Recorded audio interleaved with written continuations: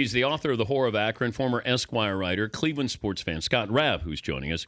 He's the producer for the 30 for 30 documentary, Believe Land, which airs coming up Saturday at 9:30 Eastern on ESPN. So, Scott, welcome. Sum up what Believe Land is all about.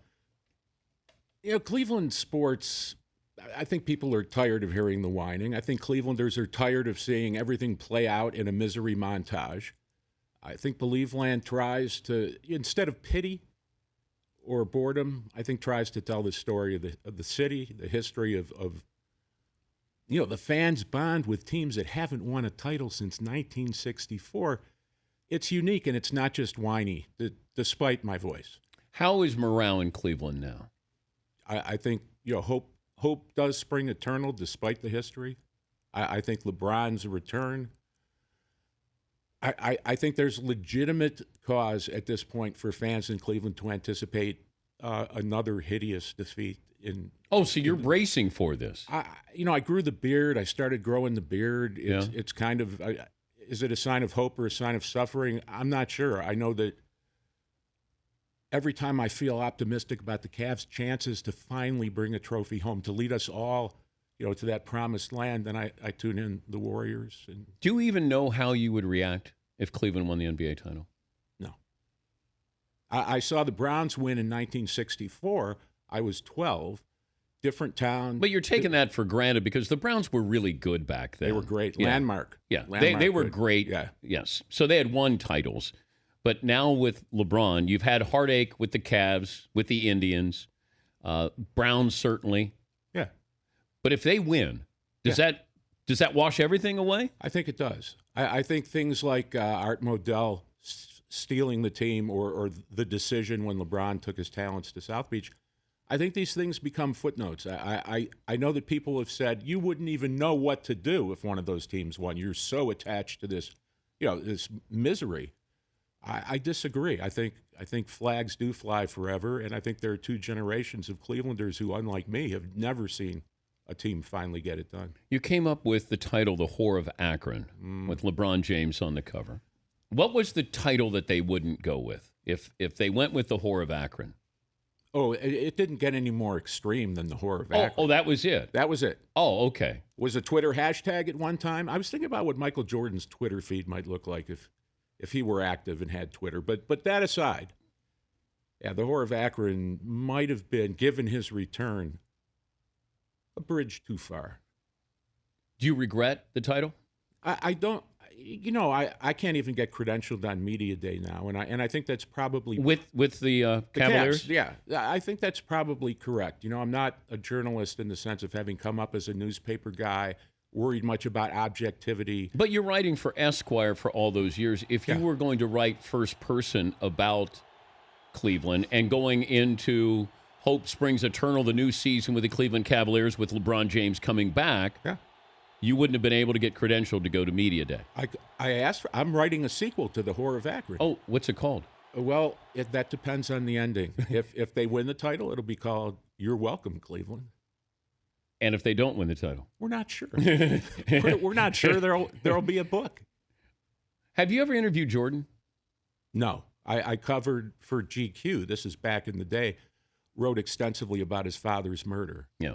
And because I called into question a lot of the circumstances. Did we ever really solve what happened there with Michael's dad? Yeah. The two kids who were convicted are still serving time, and one just was granted, they've been in jail for 20 years. One flipped on the other, but they both got life sentences. So I don't think there's much question anymore that it was a random act perpetrated by, two young kids in North Carolina. All right, so the 30 for 30, Believe Land, what will we take away from this 30 for 30 on the mothership?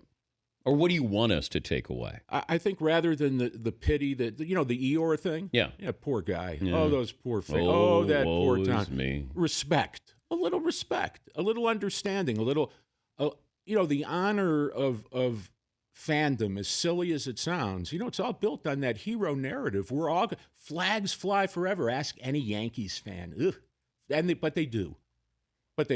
And so what I would like people to understand is not just the nature of the bonding, the generational bonding that goes on. And my kid's in the movie, by the way. He's in Believe Land.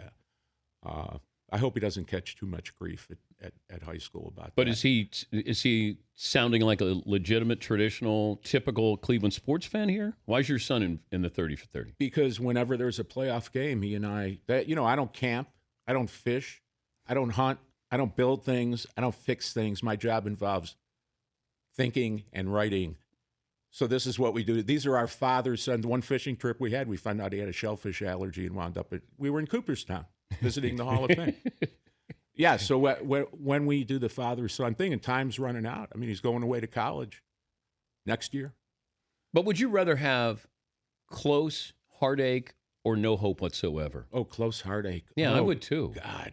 I mean, rooting for the Indians through the 60s, 70s, 80s, and early 90s, much worse than seeing that juggernaut they built go down to the Braves and then to the Marlins, the stinking Marlins. That was tough. I know. One run lead going into the ninth. Yeah. That was tough. Anyway, respect. I don't want pity, and I don't think Clevelanders do. I think they want something besides those poor losers from Loserville. Is it tough to watch the Cubs? For me? Yeah, that they've been. I root for the Cubs, and not because I want Cleveland to be unique in its misery. I root for the Cubs because if no one else, Bill Murray, who's been waiting since almost 1908. You just wrote, your last article in Esquire was on Bill Murray and George Clooney. Well, Clooney interviews Bill Murray? No, my boss, who left a little before I did, went out to do an exit interview with Clooney one-on-one. Then he and I in New York City went out for a 4-hour exit interview with Bill Murray. It was a good way to go out. Good way for an old bull to retire on. That was beautiful. When we come back, we'll talk about some of the interviews you've done for Esquire, because there have been many, the oddest, best celebrity interviews that he's done. So we'll continue with Scott Raab. The book is The Whore of Akron. Was it always in paperback? Or I got... That's a hardback. It is? Oh. Also came out in paperback. Not truly a bestseller, what one of the editors called a success d'estime. Meaning it was well-reviewed. People responded beautifully to the book. Did you ask LeBron to maybe do the audio book? I've tried. I've tried since the return to reach out. Yeah. To no avail. Yeah. To no avail. Wouldn't it be great? He wins a championship, and all of a sudden, you're somehow there, and he turns around and sees you. One of the beautiful lines in his homecoming essay was, "Who am I to hold a grudge?" He was speaking of Dan Gilbert.